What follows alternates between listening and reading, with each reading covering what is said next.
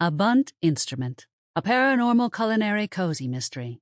The Great Witch's Baking Show, Book 4. Written by Nancy Warren. Narrated by Hollis Mccarthy. Chapter 1. Ta-da! My voice rang out as I presented my latest baking marvel to Mildred. She floated closer, her white pinafore flapping in the gentle breeze that came through the open kitchen window. "What do you think?" I asked, feeling pretty pleased with myself.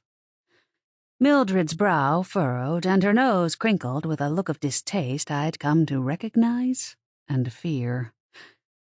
"Your cake has a great hole in its center," she said, sounding as horrified as if Gâteau were placing a dead mouse at her feet. "My mistress would have turned me out of the house without so much as a character reference if I'd ever dared serve her such a thing." I sighed and shook my head.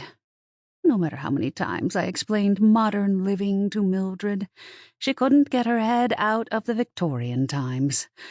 My kitchen ghost had been the cook here in my cottage over 150 years ago, and she was always critical of my efforts.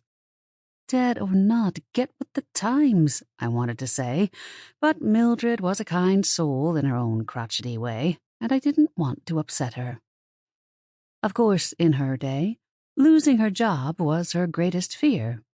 Mine, in the days of TV reality shows, was being humiliated in front of the millions of viewers who'd be watching me fail if I got sent home this week. As we entered week 4 of the Great British Baking Contest, I was practicing day and night, trying to up my game. I couldn't afford any screw-ups after my performance last week. I owed it to myself and to contest judge Elspeth Peach, who I now privately considered to be my witchy godmother. "It's called a Bundt cake," I told Mildred. "It's supposed to look like that." "Humph. A blunder cake, more like," she chortled at her own joke. Gâteau, my black cat and familiar, was curled up on a chair beside the stove, watching us both. I'm sure if I could read cat mind, Gâteau would be despairing of my puny human efforts to bake the perfect cake. "Chill out," she'd be thinking. "Go roll around in the sun."